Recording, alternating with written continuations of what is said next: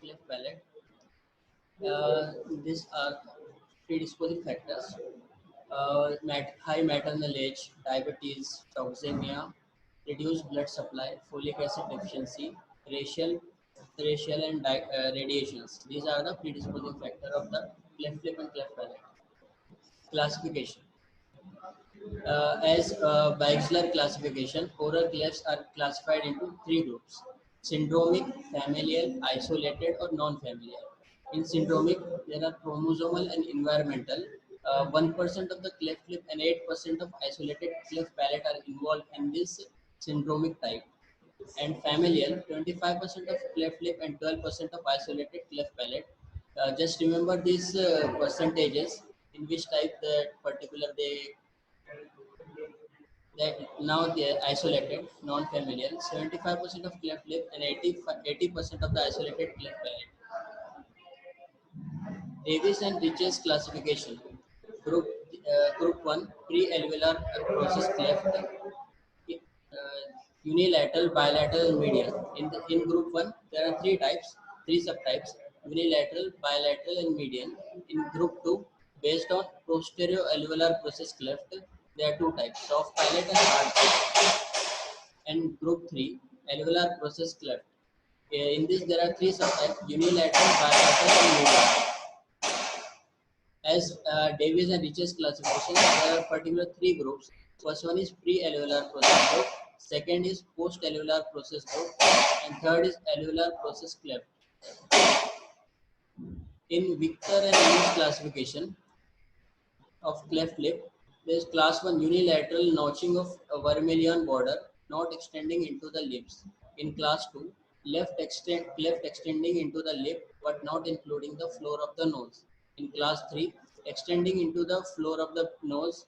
In class 4, any bilateral cleft of the lip where incomplete or complete. As this Victor view classification of cleft lip, there are four classes. First one is unilateral notching of the vermilion border, not extending into the lip, and class 2, cleft lip extending into the lip but not including the floor of the nose. In class 3, extending into the floor of the nose. In class 4, any bilateral cleft of the lip, whether incomplete or complete. Now the classification of the cleft palate. There are four classes. Class 1, soft palate.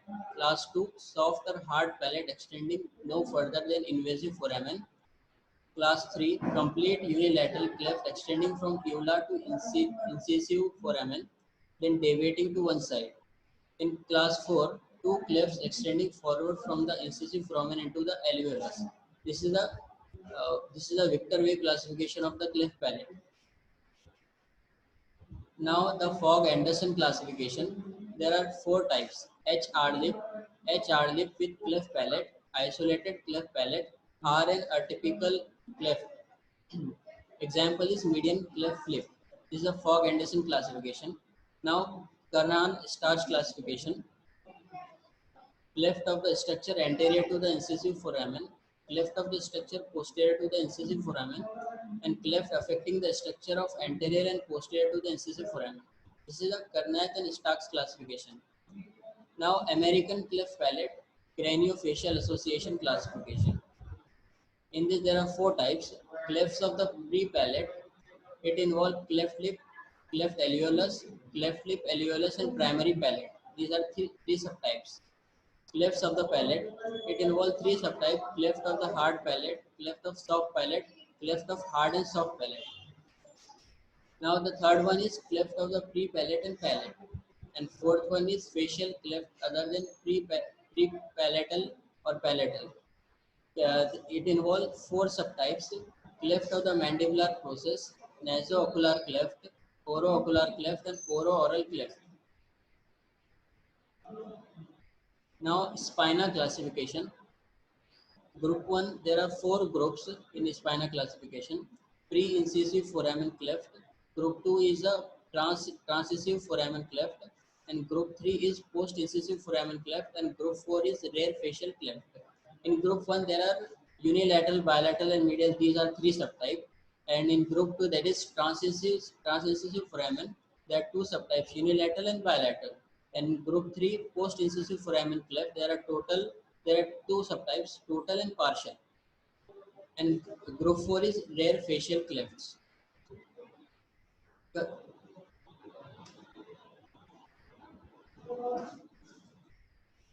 Laschel classification. Laschel classification. In Laschel is there is a paraphase of the anatomic areas affected by the cleft. There are Laschel. It is a the total full form that is a mnemonic actually. L stands for lip, A stands for alveolus, H stands for hard palate, S stands for soft palate, and H for hard palate, and A for alveolus and L for lip. This is a Laschel classification. This is a classification of soft palate and hard palate. Just a review about it. There are various classification. First one is Bixler classification. Other one is David and Riches classification. Third one is Victor and Hughes classification. Fourth one is Fogg and Anderson classification. And fifth one is Karnath and Stark's classification.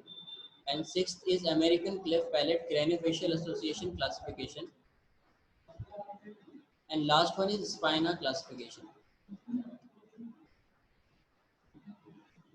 Diagnosis of cleft lip and cleft palate.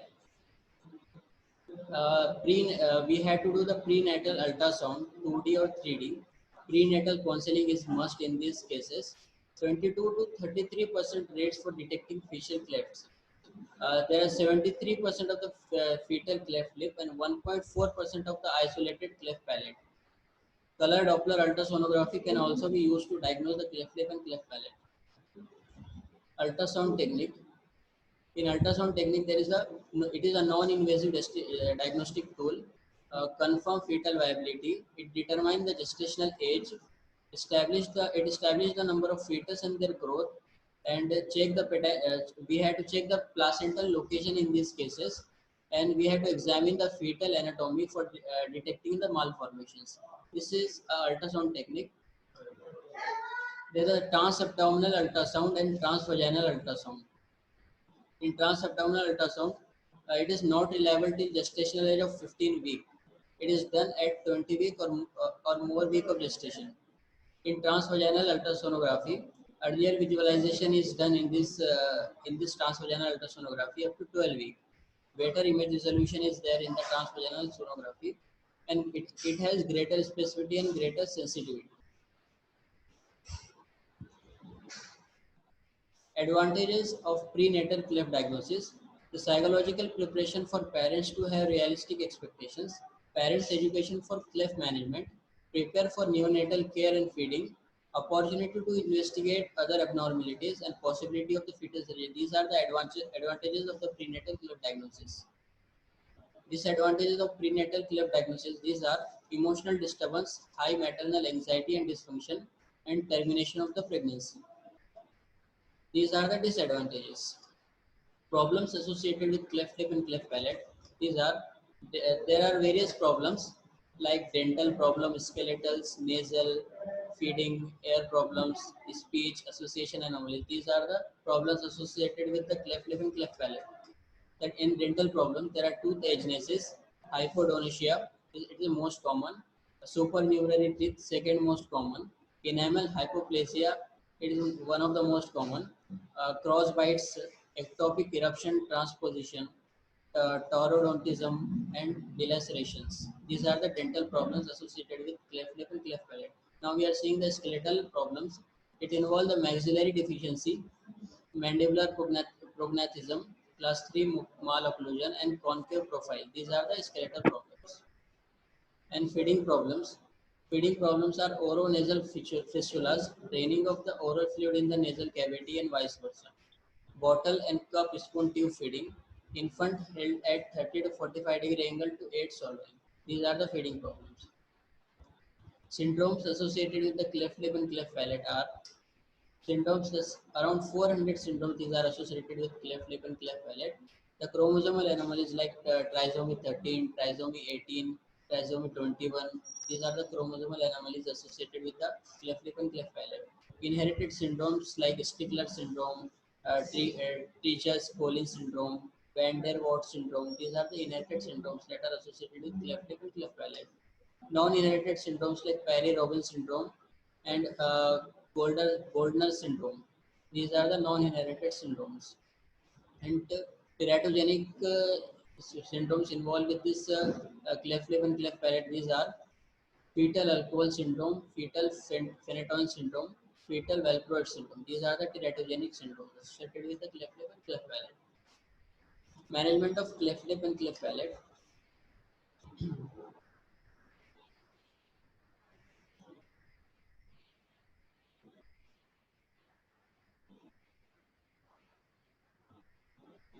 As per the Philadelphia Center for Research in Child Growth and Witten Krogman, the treatment is divided into 8 phases.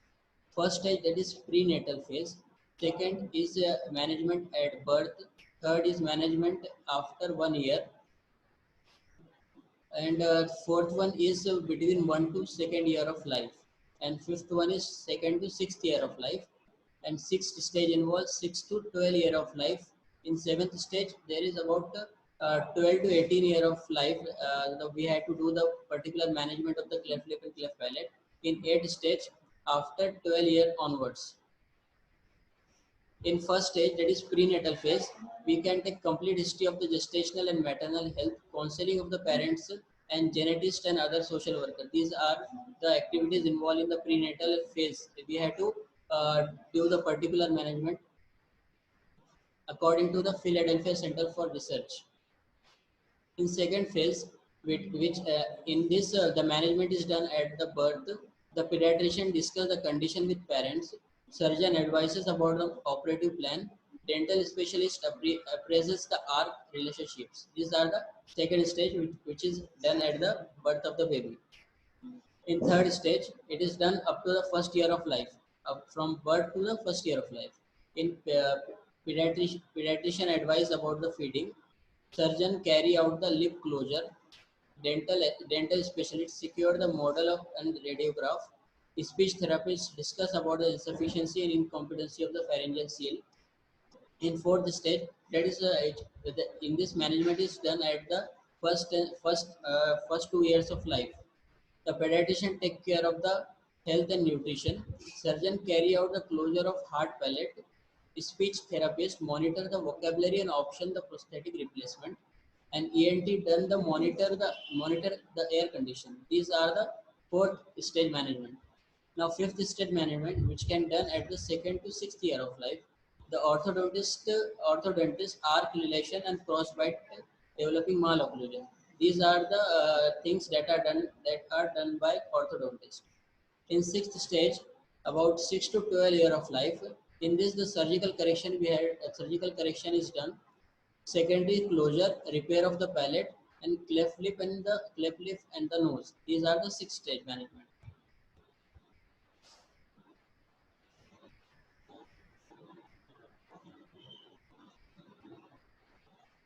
Now, seventh stage management, it is done at 12 to 18 year of life. Surgical follow-up of the lip and nose correction. Orthodontic treatment is continued. In eighth stage, it is done after 12 year onwards. Regular patient follow-up in eighth stage. These are the eight stages of management of the cleft lip and cleft palate.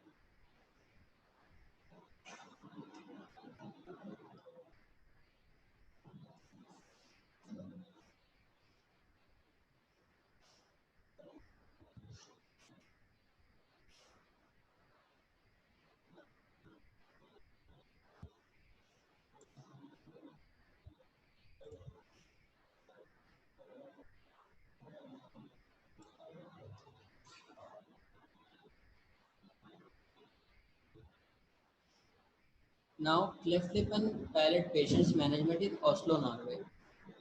In this, the no preoperative orthopedic treatment is required. Closure of cleft lip in infancy, Millard procedure. It is done at 3 months of the age. Closure of the remaining isolated cleft as per von Langenbach, 18 months of age. And secondary operation is done at the 18 to 30 year of the age. These are according to the Oslo, Norway. In this, no preoperative orthopedic is required. Closure of cleft lip at 3 months of the age, Millard procedure. closure of the remaining cleft lip at 18 months of age, von Langenbeck procedure, and secondary operation it is at 18 to 30 year of age. And now the Fishman management. The pre-dental treatment it is given at 1 to 18 months of age. Deciduous management it is done at 3 to 6 year of age, full eruption of the primary dentition. Early mixed dentition at 7 to 9 years after or during the eruption of the permanent maxillary incisors. This is a Fishman management.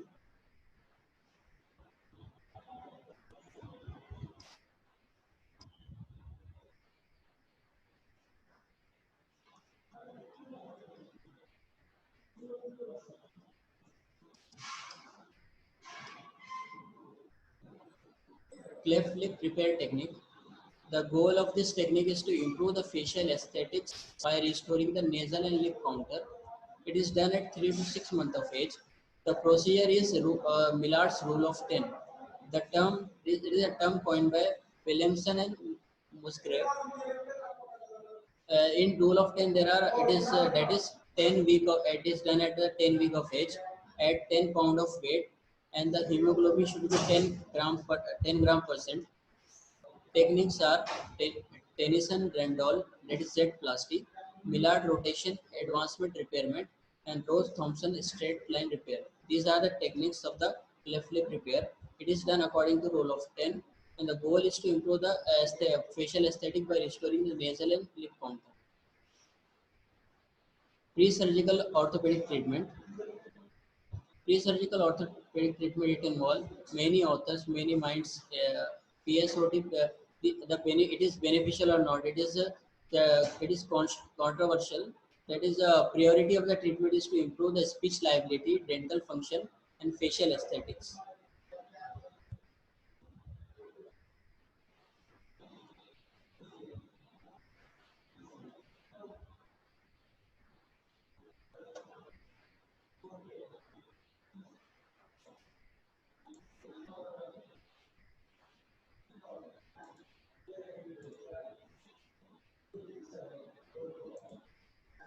Now the conservative management for cleft lip and cleft palate. It is a best approach. Same surgery is performed can cause in different result at different ages.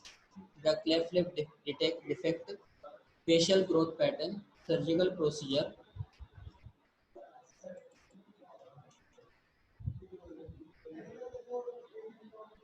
Surgery Surgeries for cleft palate. These are total four surgeries. There are four surgical options for this.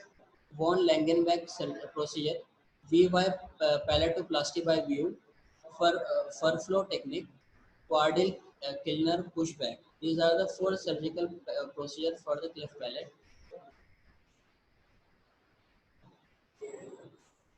Now, bone grafting for alveolar cleft defect. There is primary bone grafting and secondary bone grafting. Primary bone grafting it is done at first 2 years of life, and secondary bone grafting it is done between second to fifth year of life, and at 11 to 14 year of life. This is a secondary bone grafting.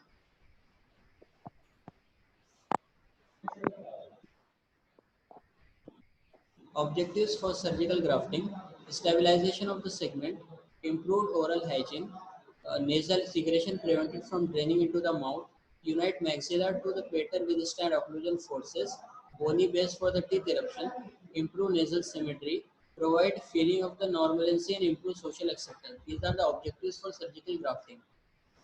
Bone grafting and orthopedic tooth management. A general rule, there is an orthodontic tooth movement performed with the improved outcome after the bone graft has completed. Tooth movement initiated at month, first to third month after grafting the grafted area. Surgical management for alveolar cleft. Ideal timing is 9 to 11 year of age before canine eruption. Canine root is one third formed. Best source of the bone graft, autologous cancellous bone. It is taken from anterior portion of the iliac crest, rib, tibia, and cranium and mandible. These are the best sources of the bone graft.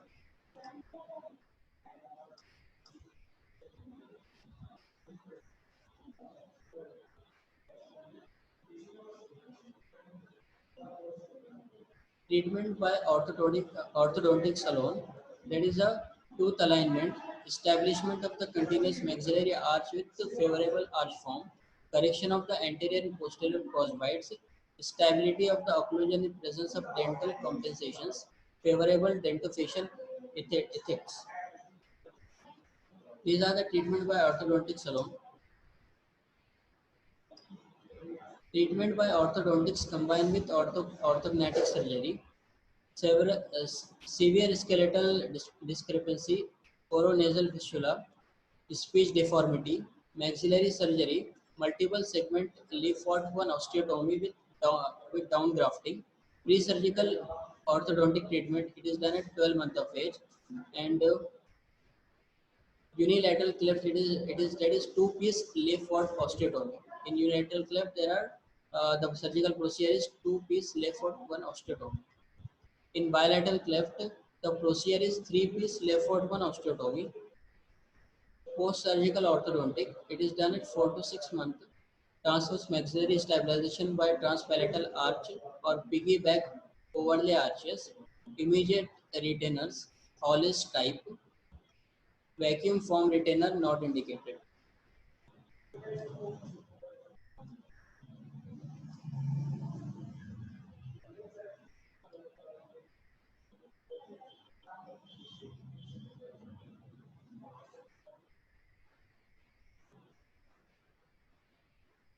Now this is the end of the lecture.